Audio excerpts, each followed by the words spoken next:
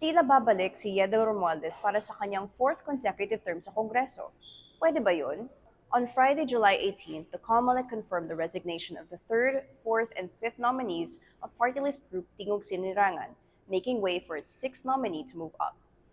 To recall, Tingog is one of the three party list groups that won 3 seats in the 20th Congress.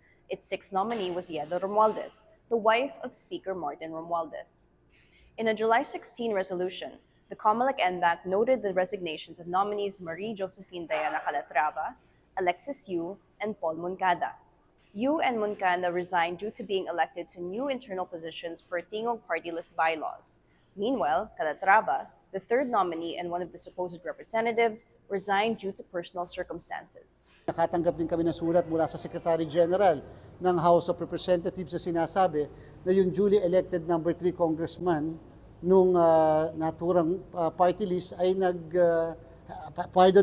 it's either resigned or removed, and therefore kinakailangan na magbigay kami ng bagong listahan o bagong nominee. And dahil nga nag-resign din si number 5 at number 4 at number 5, kaya ang amin pong in-issue na certification ay kasama doon sa 10 na sinabit sa amin. Nagkataon po doon sa 10 ay yung pang-anim, syempre. At ang pang-anim ay si Congresswoman Yeda Romualdez. This makes 2 of the 3 Tingog representatives wife and son of House Speaker Martin Romualdez. First nominee, Andrew Julian, is Martin and Yeda's son. Kung napapansin niyong ang tagal na ni Congresswoman Yeda sa Kongreso, hindi kayo nagkakamali.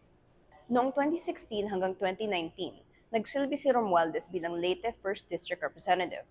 Mula 2019 hanggang 2025, Tigog representative naman siya. All in all, 9 years o 3 terms yan. Sabi sa Constitution, no member of the House of Representatives shall serve for more than 3 consecutive terms. Some may argue that since Romualdez served 2 different positions in the House, she is not term limited. But in plain view, the Constitution makes no distinction. The COMELEC Chairman George Garcia did mention that the Commission did not receive any petition for disqualification against any of Tingog's nominees, and so the list of 10 is, quote, intact. Chair, para lang po malinaw, yung number 6 na po, Congresswoman na po siya.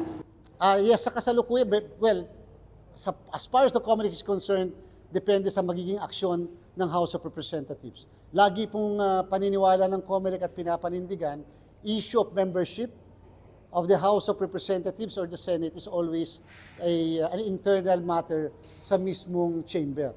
So nasa kanila po yan kung kinilala na nila or kikilalanin na nila or nanumpa na o panunumpain. Wala na pa. Ang amin lang po kasi hiningi sa amin, sino ang susunod pagkatapos matanggal at o makapag-resign yung mga ibang party list na nasa ibabaw o nasa unahan.